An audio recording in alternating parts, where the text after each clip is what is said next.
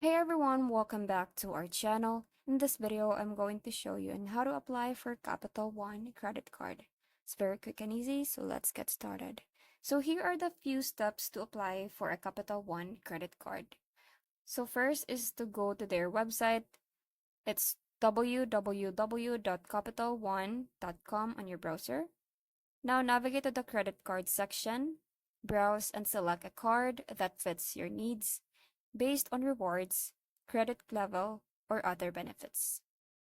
Now you can check for pre-approval by clicking on the "See if you're pre-approved" option without affecting your credit score. And once you find the card that you want, click the Apply Now button next to the card.